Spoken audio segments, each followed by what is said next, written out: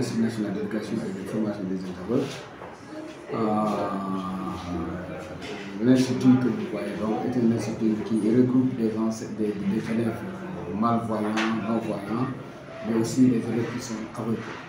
Nous gérons tous les secteurs, nous traversons tout le système. Nous avons l'élémentaire avec toutes les classes de l'élémentaire du CI au CND. Nous avons le moyen secondaire des élèves qui sont donc dans les lycées, dans les collèges, mais qui résident ici à l'Institut. Nous avons aussi donc, ceux qui sont dans le secondaire.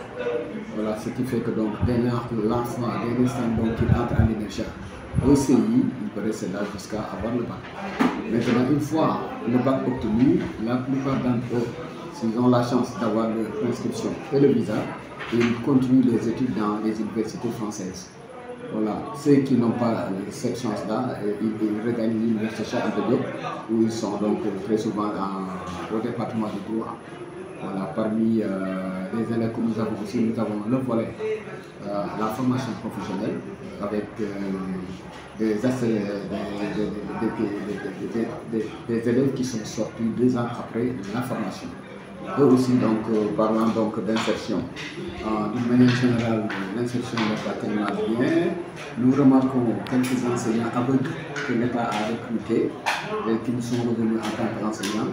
Mais aussi nous avons quelques élèves insérés dans le circuit, par exemple à l'hôpital régional de Thiès, nous avons quelqu'un standardiste, à l'hôpital FAN, notre standardiste.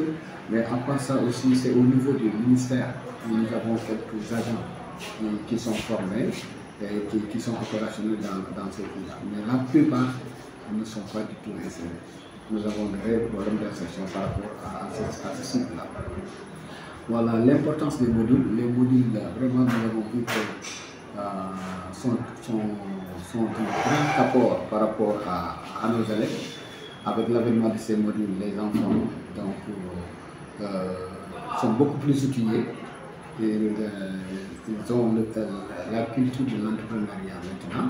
Ils savent que dans cette vie-là, il n'y a pas que étudier, mais aussi avoir son projet à lui pour s'en sortir donc, à l'image des autres pays comme le Rwanda et tout ça. Ils sont vraiment entrepreneurs. Il y a l'estime de soi aussi que l'on remarque chez les enfants. Mais aussi, il y a ce qu'on appelle aussi le sentiment de leadership. C'est tous des leaders. Et vraiment, l'éducation a contribué à façonner donc, ce genre d'élève-là qu'on n'avait pas. Qu'on puisse dire un élève qui, dès l'instant qu'il est élève, donc, il pense à son avenir, il sait que c'est lui-même qui est le propre gérant de son avenir. Ça aussi,